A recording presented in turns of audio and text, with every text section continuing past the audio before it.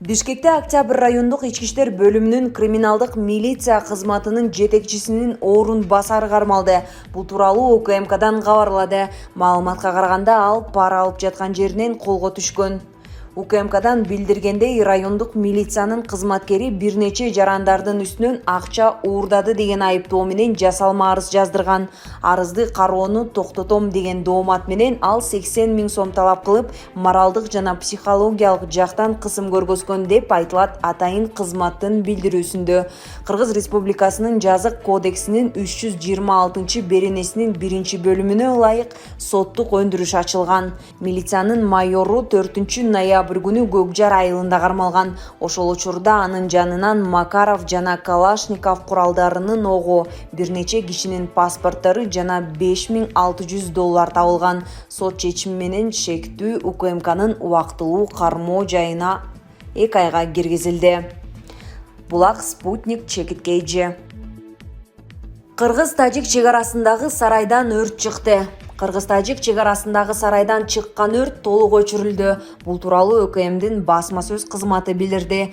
Маалыматка ылайык, бүгүн 9-ноябрда таңкы саат 5:30 чамасында Баткен районунун Кыргыз-тажик чек арасына жакын Дахма тилкесинде Кыргызстан жаранынын сарайы өрттөнүп жатканы боюнча маалымат түшкөн. Учурда Кыргыз-тажик чек арасындагы абал туруктуу. Жерине барган өзгөчө кырдаалдар министрлигинин Баткен облустук бөлүмү саат 6:15 чамасында өрттү чектөөгө алган. Учурда өрттүн чыгуу себептери боюнча иликтөө иштери жүрүп жатат.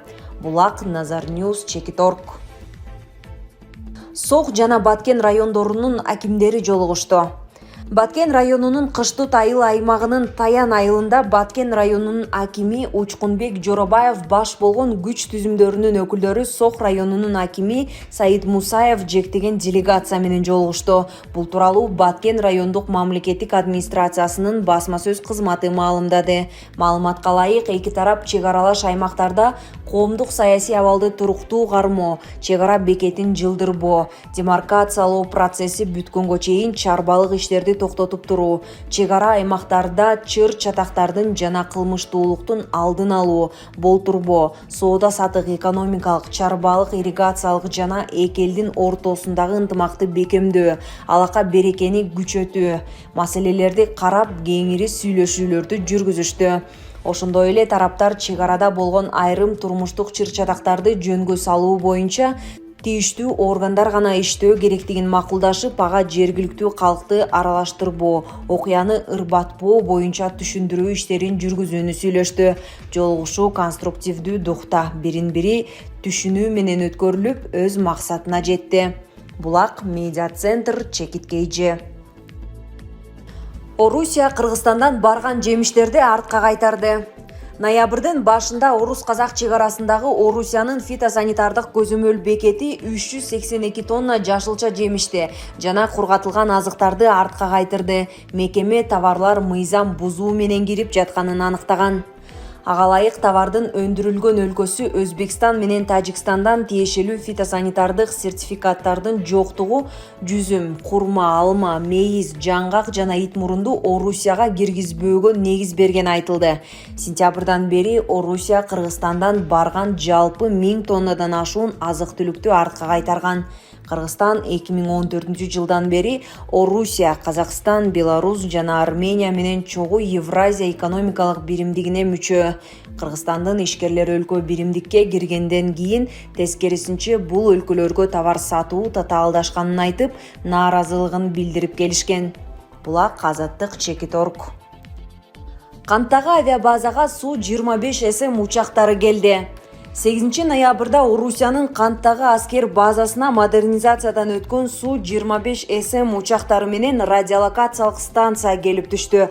Бул туурасында Интерфакс жазып чыкты. Андагы маалыматтарга караганда, жакшыртылган радиолокациялык станция менен көчмө индикатордук пост штурм авиациясын багыттоону 2,5 эсе көбөйтүүгө мүмкүндүк берет. 2020 жылы базага Mi-8 МТБ-5 үлгүсүндөгү 2 транспорттук тигучак алып келинип, Су 25 СМ штурмчу учактар алмаштырылып жана жакшыртылган.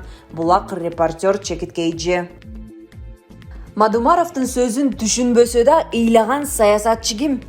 8 ноябрда бүтүн Кыргызстан саясий партиясынан жогорку кеңештин депутаттыгына аттанган талапкерлер Кочкор Ата шаарында эл менен жолугушуу өткөрүштү. Шайлоочулар талапкерлерди стадиондо жылуу тосуп алып, партиянын лидери Адахан Мадумаров жолугушууга келген тургундар тарабынан берилген суроолорго жооп берди. Баткенге казино тууралуу көз карашыңыз кандай деген суроо келиптир. Казинону Баткенге эмес, бүтүндөй жер жүзүндөгү казиного каршымын. Ал жакшылыкка алып келбейт. Казинодон табылгандын баары арам. Биздин Кыргызда казинонун жыты да болбошу керек. Биз ошол үчүн күрөшөбүз. Казинодо ойноп, Бишкекте канчалаган балдар жанын кыйганын, үйүн алдырганын, ажырашканын билебиз. Биз муну токтотобуз, деди Адахан Мадумаров.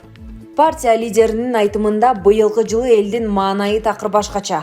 Өкмөттү дайындабаган соң жогорку кеңешке баруунун кызыгы деле жок деп жатышыптыр. Анын эки себеби бар. Анын бири бул өткөн жылы акчасын чачып алып, быйыл да күйүп отургандар бар. Экинчиси бул элдин маанайы. Көзү таптакыр башкача. Албайбыз, алдырбайбыз, жебейбиз, жедирбейбиз деген сыяктуу болуп турат. Бул биздин партияга дал келет, деди Адахан Мадумаров.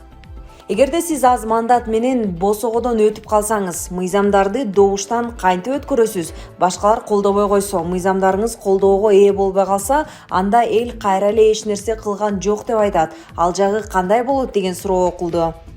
Ага партиянын башчысы төмөндөгүдөй жооп берди. Биз мыйзам чыгаруу жыйынында 7 эле депутат бар болчубуз. Анын ичинде сиздер дайыма колдоп шайлап берген Дооронбек Садырбаев да бар эле. Биз 7 депутат калган депутаттардын баарынын намысын ойготот болчубуз. Ушул 7 депутат президент болуп турган Аскар Акаевди уктатпайт эле. Ал киши эмне кылсаңар ошону кылгыла, бирок ушулардын тилин тапкыла деген маселени койчу. Кеп аз же көптө эмес, кеп сапатта. Өткөндө бирөө мыйзамга добуш берүү алдында Мадумаров сүйлөбөсө экен деп турушчу деп айтты. Зайнидин Курманов маек бериптир. Анда Мадумаров дайыма кыргызча сүйлөчү. Мен анын эмне деп сүйлөп жатканын түшүнчү эмесмин, бирок мен ыйлачумун деп айтыптыр. Биз Кудай буйруса аз мандат эмес, биринчи орун алабыз деп бара жатабыз. Булак Сереп Чекиткейжи. Ачкалыктан улам кыздарын саткан ооганстандыктар кыштан чыкпай кырылып калышы мүмкүн. Сууктун түшүшү жана кургакчылык Ооганстанда азык-түлүк каатчылыгын жакындатууда. Бул тууралуу Бириккен Улуттар уюмунун эксперттери BBC-ге билдиришти. Оогандыктардын 95% тамак-аш таба албай кыйналып жатат. Биз болсо жөн гана карап турабыз. Кийинки 6 айда Ооганстанда жердеги тозок башталат, деди буунун дүйнөлүк азык-түлүк программасынын Кабулга барып келген аткаруучу директору Дэвид Бисли. Ал эл аралык коомчулукту күнөөсүз адамдарды ачкалыктан сактап калууга чакырды.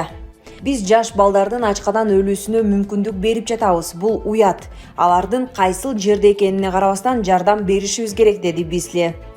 Август айынан бери батыш өлкөлөрү жардам катары Ооганстанга азык-түлүк жана дары-дармек жеткирүүнү токтоткон.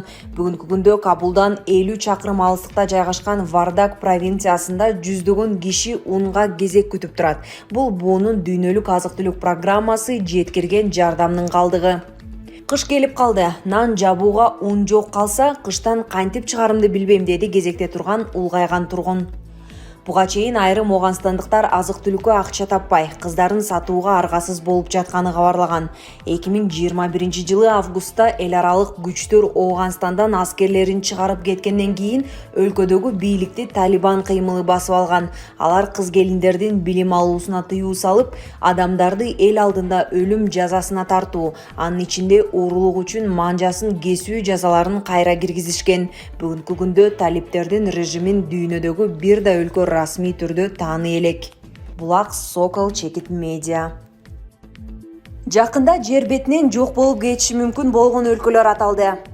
Глобалдык жылуулук муздун эрип, деңиз деңгээлинин көтөрүлүшүнө байланыштуу бир нече арал мамлекеттеринин жок болушуна алып келет. Бул тууралуу Экспресс гезити жазды. Климаттын өзгөрүшүнө дуушар болушу мүмкүн болгон аймактарга Кирибати, Тувалу жана Маршалл аралдары кирет. Кирибатидеги глобалдык экологиялык бейөкмөт уюм болгон климаттык аракеттер тармагынын координатору Пелениза Алофа буунун Глазгодогу саммитинин арал мамлекети үчүн өтө маанилүү окуя экенин айтты. Ал деңиз деңгээлинин көтөрүлүшү жана күчөгөн тропикалык бороон чапкындар аймактагы адамдардын өмүрүнө жана айыл чарбасына коркунуч туудурарын эске салды. Биз бир жолку окуялар жөнүндө айтып жаткан жокпуз. Бул биздин үйлөрүбүздү толугу менен каптап кетүү коркунучу бар табигый көрүнүш, деди Алофа. Басылманын маалыматына караганда, Кирибатинин мурдагы президенти Анутетон Глазгодогу СОР 26 саммитинде сүйлөп жатып, климаттын өзгөрүшү анын өлкөсү үчүн туудурган коркунучтар тууралуу айтып берди. Ал ошондой эле Австралиянын бул багыттагы саясатын сынга салды, деп айтылат макалада.